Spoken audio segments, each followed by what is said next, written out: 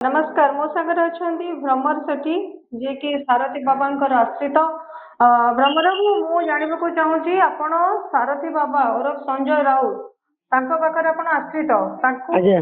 आपण कौन निज को पूरा पाखे समर्पण कर मुझे जानवा चाहिए बर्तमान जिते काली जन्माष्टमी थिला देखा बहुत सत्संग जो माने सारथी बाबा आश्रित से सत्संग करुँच आज्ञा बाबा सारथी कहीं आसुना नाई सत्संग आमर होनी आज्ञा सी आमर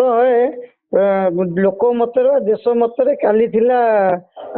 जो जन्माष्टमी आज्ञा तेणुक आमर प्रभुंर है आज नंद उत्सव काली आम जेहेतु पूजा अच्छी आम दी दिन पूजा कराए आम घर प्रत्येक दिन पूजा है एमती कि पुण्य पर्व है गोटे स्पेशल पूजा है काली से मीडिया मैंने जाते से जो कनक फनक सब जाते सब उठे आठे कौन आनी आमर हूँ आज हूँ नंद उत्सव सब जगह समिति मान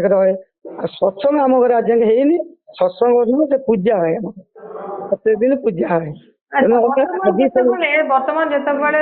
संतोष कुमार राउत बर्तमान जितेबाला केस जितेबाला कोर्ट रे चली कोर्ट कही 200 लोक भितर सी मत दे पारे सीमा को से परिसर कर रखिपारे जदिव केन्द्रापड़ा देखा जाऊला बहुत अनेक अनेक भक्त मेड़ से रोते कि बर्तमान चाहिए तो संतोष राउत पुणी आसपारे लोक सामने प्रवचन दे पारे नाई से प्रवचन एवं कटकणा लगी जे केन्द्रापड़ा जापरे 200 लोक ऊर्ध्व माने प्रवचन दे पारे कि सी आम प्रभु जी सी लक्ष लक्ष लोक गहन दौले प्रवचन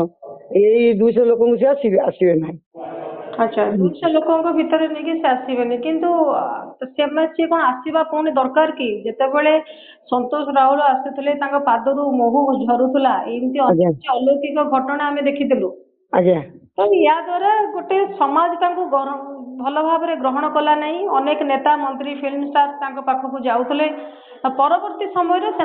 कहले नाई ये ठक थिले ये भल लोक नथिले ये कौन बाबा नथिले तापर कौन से पुणी समस्त सामना को आसवा उचित जो मैंने कहते किसी लोक स्वार्थ हानि हो कि मुष्टिमेय लोक कहते जो फिल्म स्टार वाला कार नुहति से माने गोटे कलाकार आज ये स्टेज ये रोल कर कल से स्टेज से रोल कर किसी असुविधा ना जदि कहते से फेर जा पहुँचुते से नहीं गीतिकार आउ स्टार मान नौले केमी से जापर छोट पिला से भय तापर द्वितीय कथा आमरी लोक भी तो किसी से कहते ना संतोष राउत सारथी बाबा पादरू मोह झरुला आज्ञा आज्ञा आज्ञा आम देखो आम विग्रह आम फटो मोह झर आपण देखी आम मु निजे देखी किसी लोक पब्लिक आम से एरिया देखी देखी कनेक्ट कर पादरू मोह आगुरी लगा जाऊला लोक सामना को गोटे आखिरे धूली दि जाऊला आपण शुणिथे जे जो गाई पथर गाई पाइप लगी उपरू क्षीर धरुची आ से पथर गाई की मझे शुणिथे काढ़ी दिगला आश्रम माँ को हटे दिगला आउ कई ना कथा शुणिथे तेणु बर्तमान से पथर गाई ही अच्छी से आश्रम अच्छी पुलिस जगुंट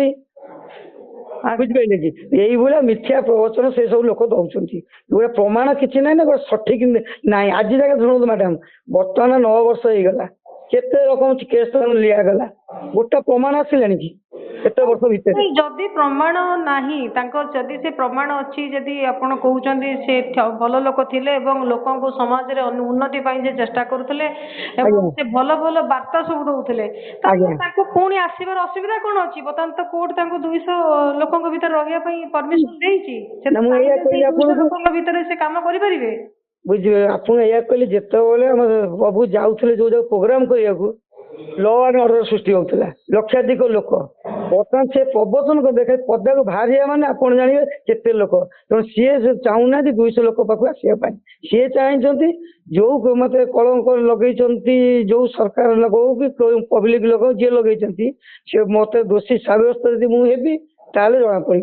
ମୁଁ ଯେପର୍ଯ୍ୟନ୍ତ ଦୋଷୀ ସାବ୍ୟସ୍ତ ହେଇନି ମୁଁ ବର୍ତ୍ତମାନ ମତେ କଟକଣା ଉଠିନି ମୁଁ କାହିଁ ଯିବି। ଆମ ସମାଜରେ ବର୍ତ୍ତମାନ ଶିକ୍ଷିତଙ୍କର ସ୍ଥାନ ବର୍ତ୍ତମାନ ବଢିଲାଣି, ବର୍ତ୍ତମାନ ଶିକ୍ଷିତଙ୍କ ସଂଖ୍ୟା ବଢିଲାଣି। ତ ସେମାନେ ବର୍ତ୍ତମାନ ଏଇ ବାବା ଫାବାଙ୍କୁ ବିଶ୍ୱାସ କରୁନାହାନ୍ତି, ବାବା ମାନେ ଦେଖିଲେ ତାଙ୍କୁ ଭଣ୍ଡ ବୋଲି ଭାବୁଛନ୍ତି। ତ ସେଇ କ୍ଷେତ୍ରରେ କଣ ବାବା ସାରଥୀ ଆଉ କେବେ ଆସିପାରିବେ ନା ଲୋକମାନଙ୍କୁ ଆଉ କନଭିନ୍ସ କରିପାରିବେ ଯଦି ବି ତାଙ୍କୁ ପରମିଶନ ଦିଆଯିବ? ଆଜ୍ଞା ଶୁଣନ୍ତୁ, ନିଶ୍ଚିନ୍ତ ଲୋକ ଯିବେ, ସେ କନଭିନ୍ସ କରିବେ। ଯୋଉମାନେ କହୁଛନ୍ତି ଆଜ୍ଞା ଗୋଟିଏ କେହି ଭଲ ଲୋକ ବା ଜ୍ଞାନୀ ଲୋକ କହୁନଥିଲେ, କାରଣ ସେ ବହୁତ ଜ୍ଞାନୀ ବି ଯାଉଥିଲେ। ଯଦି ହେତୁବାଦୀ ମାନେ କହୁଥିଲେ, ଦେଖୁନା ଥରେ ମାଂସ ଖାଇବାଟା, ଯୋଉ ଜଣେ ମାଂସ ଖାଉଛି ଜିଦିରେ, ଜଣେ ହେତୁବାଦୀ, ଆଉ ସିଏ କଣ ସନାତନ ଧର୍ମକୁ ସେ ଇଏ କରେଇବେ? ଗୋଟିଏ ଲୋକ ଯୋଉ କହିଲେ ଯେ ଆଣ୍ଠୁଆ ଗୋପାଳ କେସ୍ ହଉ ଯେକୌଣସି କେସ୍ ହଉ, ଗୋଟିଏ କିଛି ପ୍ରମାଣ ଆଇଲାଣି? ଗୋଟିଏ କିଛି ନାହିଁ। କଣ ବାବା ସାରଥୀ ଆସିବା କଥା ଆଉ ଥରେ? ହଁ, ଆମେ କଣ ଆପଣ ଖାଲି ପ୍ରଭୁଙ୍କ ନିର୍ଦ୍ଦେଶ ନାହିଁ। ବାବା ସାରଥୀ ପୁଣି ଆସିବେ, ପୁଣି ତାଙ୍କର ଜନସମୁଦ୍ର ତାଙ୍କ ପାଖରେ ଦେଖାଯିବ, ଆପଣଙ୍କୁ ଏଇଟା ଲାଗୁଛି? ନିଶ୍ଚିତ ନିଶ୍ଚୟ। ପ୍ରବଚନ କଥା ମୁଁ କହିପାରିବିନି ମ୍ୟାଡାମ, ଆଗରୁ କହିପାରୁନି, କିନ୍ତୁ ଯଦି ଆସିବେ ଦେଖିବେ, ଆପଣ ବି ଅଛନ୍ତି, ଦେଖିବେ ଜନସମୁଦ୍ର କଣ ହବ। ଆଚ୍ଛା,